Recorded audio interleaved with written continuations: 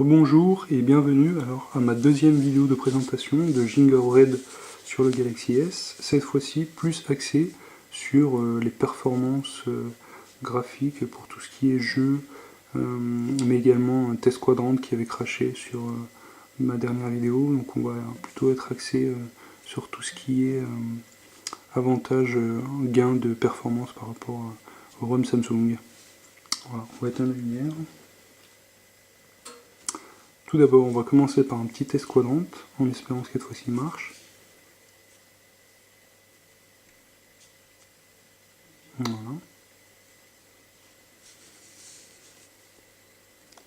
Donc on va tester quelques jeux qui sont parmi, non, même les plus gourmands en utilisation CPU et GPU combinés, en gros, qui sont les plus exigeants en termes de performance et de puissance graphique, mais de processeur également, et voir comment cette ROM gère cette demande de puissance.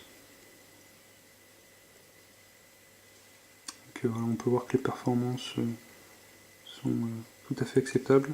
Ah, il a craché, on va essayer une dernière fois et puis après on va se lancer dans les jeux.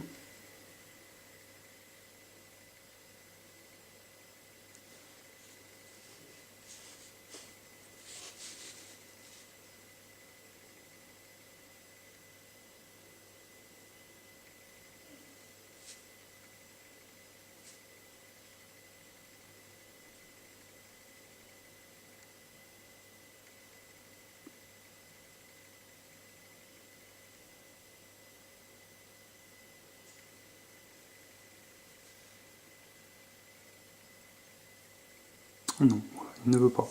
Donc on attend de la part des développeurs de cette application de la mettre à jour le plus vite possible pour être compatible avec Gingerbread. Donc il faut savoir que j'ai quand même réussi à finir un test et j'étais autour des 2300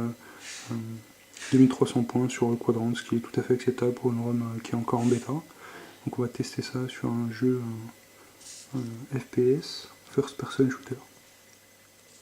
Donc ce jeu est quand même beaucoup plus proche d'une PSP au niveau des graphismes que d'autre chose, quoi, parce que là on est quand même vraiment dans les jeux les plus beaux graphiquement. Donc on va passer une animation d'intro. C'est Brothers in Arms qui est sorti récemment sur cette plateforme Android.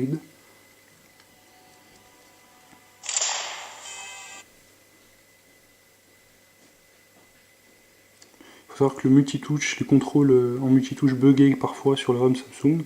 Alors là, c'est plus du tout le cas. Sur le ROM Samsung, des fois, on avait les contrôles qui bloquaient ou qui frisaient, qui étaient lourds. Et c'était parfois difficile de jouer au jeu voilà, qui rend multitouche directement dedans.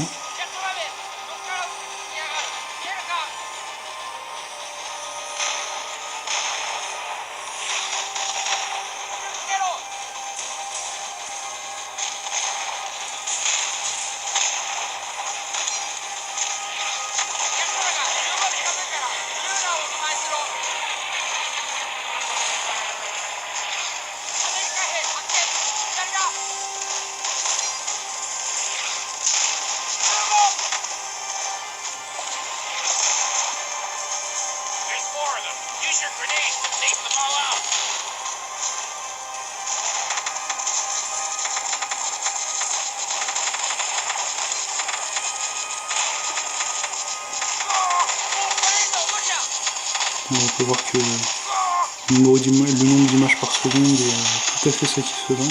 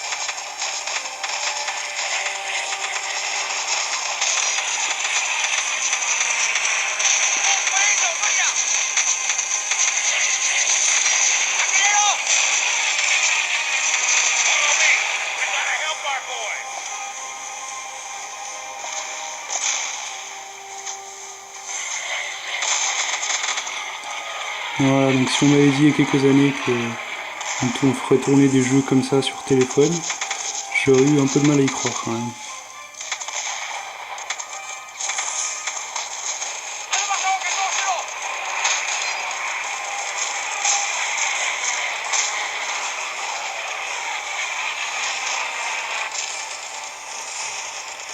Voilà.